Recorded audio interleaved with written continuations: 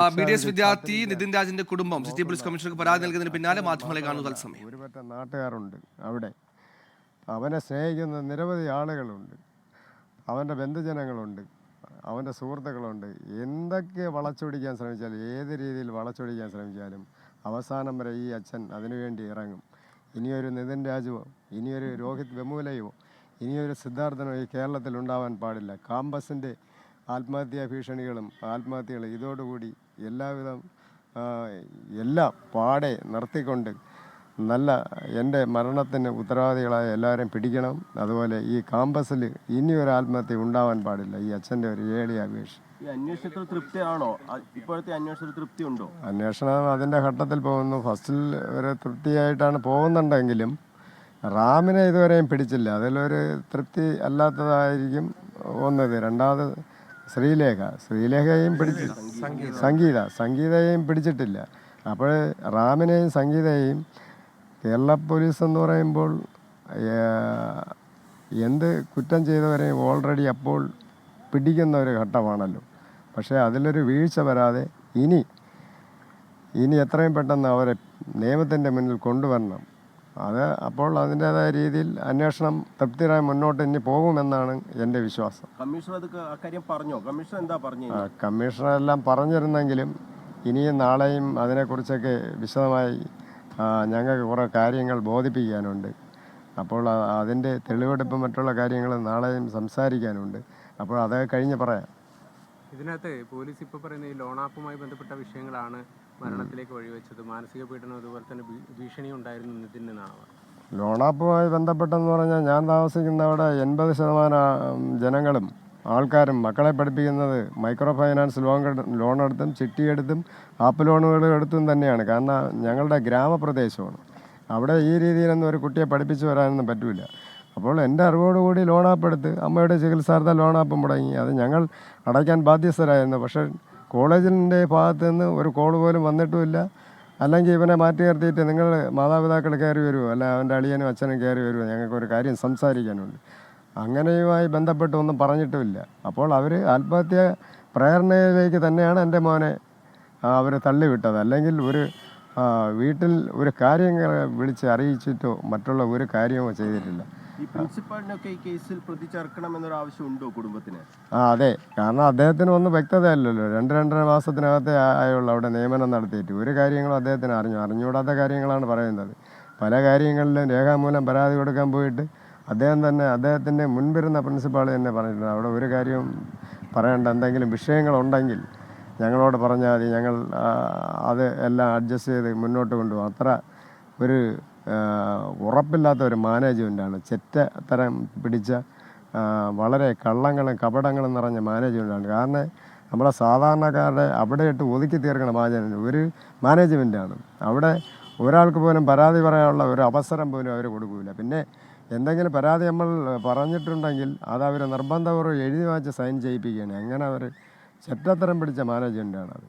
ഇതിനകത്ത് ഇവർ ഈ കത്തിൽ എഴുതി ഒപ്പിട്ട് കൊടുത്തു എന്ന് പറയുന്നുണ്ട്. ആദ്യം ഒരു വിഷയം നടന്നിരുന്നു, അതുമായി ബന്ധപ്പെട്ടിട്ട് തിരിച്ചു കയറുന്ന സമയത്ത് രക്ഷിതാക്കൾ ഉൾപ്പെടെ കത്ത് നൽകിയിരുന്നു എന്നാണ് പറയുന്നത്. അങ്ങനെ ഒരു കത്ത് നൽകിയിട്ടുണ്ടായിരുന്നു. കത്ത് നിർബന്ധിച്ച് റാം എന്ന് പറയുന്ന അധ്യാപകൻ ആ കാലപരിചയനാണ് ഇതെല്ലാം ചെയ്തത്. കാരണം എന്ന് പറഞ്ഞാൽ എൻ്റെ ഷോളറിൽ കൈ വെച്ചുകൊണ്ട് എനിക്ക് ഓരോ സെൻറ്റൻസുകൾ പറഞ്ഞെന്ന് എഴുതിപ്പിച്ചത് നിർബന്ധപൂർവ്വം. ഞാൻ എന്നിട്ടും ചോദിച്ചു, ഇതിൻ്റെ ആവശ്യമുണ്ടോ, വേറൊരു കുഴപ്പവും ഇല്ലല്ലോ, നിങ്ങൾ എഴുതണം, ഇങ്ങനെയൊന്നും വരാതെ. ഞാൻ പറയാം മേലിൽ ഇങ്ങനെയൊന്നും വരില്ലെന്ന് പറഞ്ഞാൽ അയാൾ നിർബന്ധപൂർവ്വമാണ് എഴുതിച്ചത്. കാരണം എന്ന് പറഞ്ഞാൽ ഈ മെഡിക്കൽ വിദ്യാഭ്യാസവുമായി ബന്ധപ്പെട്ട് എൻ്റെ മോൻ്റെ ഫസ്റ്റ് അഡ്മിഷനും കാര്യങ്ങളും ആ ഇടയ്ക്കുണ്ടായ ഒരു ഇഷ്യൂസൊക്കെ ആയിരുന്നു. അപ്പോൾ യാതൊരു രീതിയിൽ എഴുതണമെന്നൊന്നും പറഞ്ഞുകൂടാ. ആ കൊല കറിയാനാണ് ഇങ്ങനെ സെൻറ്റൻസുകൾ എന്നെ പറഞ്ഞു തന്നത്. അത് പോലീസ് കേസോ മറ്റെന്തെങ്കിലും ഉണ്ടായിരുന്നു? ഇല്ല, അതൊന്നും പോലീസ് കേസൊന്നും ആയില്ല. കാരണം അവൻ്റെ പ്രായവും ഇവൻ്റെ മാർക്കും മറ്റുള്ള പഠിത്തത്തിൻ്റെ നിലവാരം വെച്ച് ആ കേസ് നിന്നെല്ലാം അവരെല്ലാവരും എൻ്റെ മോനെ ഒഴിവാക്കിയിരുന്നു. കാരണം അവൻ പഠിത്തത്തിലൊക്കെ മുന്നിലായിരുന്നു. ഇത് പണ്ട് ഗെയിം കളിച്ചുകൊണ്ടുള്ള ഒരിതായിരുന്നു. അതിൽ നിന്ന് ഉടവലെടുത്ത ഒരിതാണ്.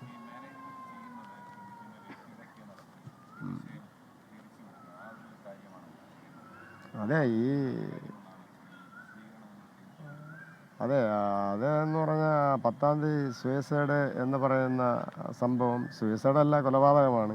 ആ സംഭവം തൊട്ട് ഇന്ന് 20 ആയി, 10 ദിവസമായി. അപ്പോൾ ഇന്നുവരെ നിങ്ങൾ കണ്ടുകൊണ്ടിരിക്കുന്നത് ആ മാനേജ്മെൻറ്റ് ചൊൽപ്പടികളും ബാക്കിയുള്ള ഇതുകളും കാറ്റിൽ പറത്താനും മറ്റുള്ള അതായത് കുട്ടികൾ ഓരോരുത്തരും ആദ്യം മൊഴി നൽകി. ഇപ്പോൾ അവരെല്ലാം പ്രതികരിക്കുന്നില്ല. കാരണം അവരെ ഒന്നുകിൽ അവരുടെ ഭാവി പോവും, രണ്ടാമത് ഒരു ഡോക്ടറായി പഠിച്ച് പുറത്തിറങ്ങാൻ പറ്റൂല എന്നുള്ള ഭീഷണികൾ ഉണ്ടായിരിക്കും. അപ്പോൾ അതുകൊണ്ടാണ് ഇപ്പോൾ കുറേ വിട്ടുവീഴ്ചകളൊക്കെ അവരുടെ ഭാഗത്തു നിന്നുണ്ടാകും. അപ്പോൾ ശക്തമായ മാനേജ്മെൻറ്റ് അതിൻ്റെ കൂടെ നിൽക്കുകയാണ്. അപ്പോൾ അവരുടെ ഭാഗം വിജയിക്കാൻ വേണ്ടി ഇതൊരു ആത്മഹത്യയാക്കി മാറ്റാനാണ് അവർ ശ്രമിച്ചുകൊണ്ടിരിക്കുന്നത് മാനേജ്മെൻറ്റ്. ഈ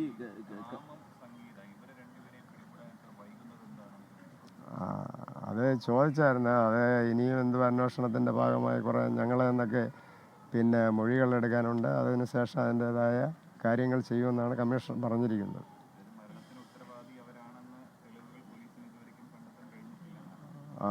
അത് അവരെ പടിപടി അന്വേഷിച്ചുകൊണ്ടിരിക്കുക എന്നാണ് പറയുന്നത്.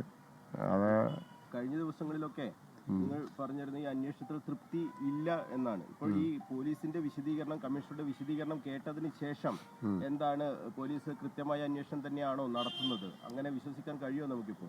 നടത്തുമെന്ന് വിശ്വസിക്കാനേ കഴിയുള്ളൂ. കാരണം ഇനി ഓരോ കേസും ഓരോരുത്തരെ വിശദമായി ചോദ്യം ചെയ്തൊക്കെ മുന്നോട്ട് അവർ പോവുകയാണ്. അപ്പോൾ എൻ്റെ നിതിൻ്റെ പിതാവെന്നുള്ള അർത്ഥത്തിൽ എനിക്ക് പറയാനുള്ളത് നടക്കുമെന്ന് തന്നെയാണ്. മോൻ്റെ ആത്മാവിന് ശാന്തി കിട്ടും, എല്ലാവരെയും നിയമത്തിൻ്റെ മുന്നിൽ കൊണ്ടുവരും. പിന്നെ ഏതൊക്കെ മേലാളന്മാർ രാഷ്ട്രീയ സ്വാധീനമോ പണമോ പ്രതാപമുള്ള ഏതൊക്കെ മേലാളന്മാർ ശ്രമിച്ചാലും ഞാൻ അവസാനം വരെ പോരാടും. കാരണം രാജൻ കേസ് നിങ്ങൾക്ക് അറിയുമല്ലോ, പോലീസ് BDS വിദ്യാർത്ഥി നിതിൻ രാജിന്റെ പിതാവ് സിറ്റി പോലീസ് കമ്മീഷണറെ കണ്ടതിന് ശേഷം മാധ്യമങ്ങളെ കാണുകയായിരുന്നു.